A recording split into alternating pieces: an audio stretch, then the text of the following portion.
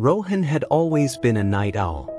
His nights were long, filled with mindless scrolling, late-night movies, and the occasional promise to himself, "Tomorrow I will sleep early." But tomorrow never came. Every morning his alarm screamed at him, and every morning he hit the snooze button again and again until panic set in. He would rush through his morning routine, skip breakfast, and barely make it to work on time, feeling groggy and miserable. His dreams of being productive, hitting the gym, and finally having control over his life seemed like a distant fantasy. One day, Rohan met his old friend Aryan, someone who was the exact opposite.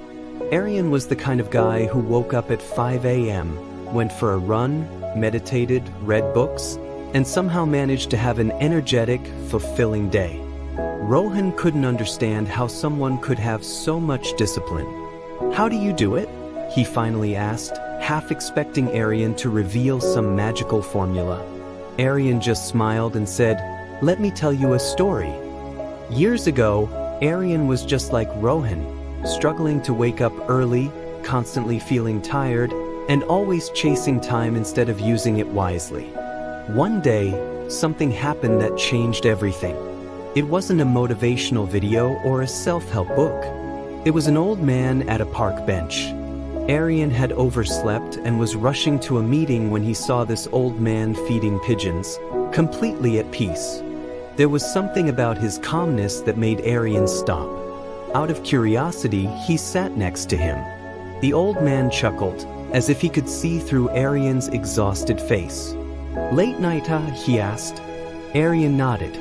The old man sighed and said, "You young people always think waking up early is about discipline. It's not.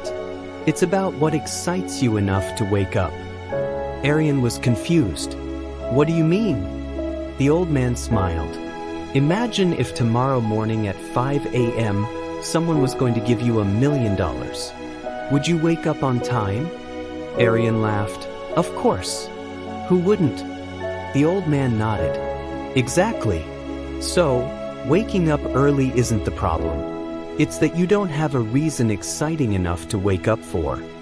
That hit Aryan like a lightning bolt. He had been forcing himself to wake up early without giving himself a reason to. No wonder it felt like torture. That day, he decided to change his mindset. Instead of waking up early just for the sake of it, he found something exciting to look forward to in the mornings. He made a morning playlist of songs he loved, prepared his favorite coffee the night before, and started his mornings with a book that inspired him. Instead of seeing waking up early as a punishment, he turned it into something enjoyable. Rohan listened carefully. It made sense. Maybe that was why he failed every time, because he had no real reason to wake up except guilt.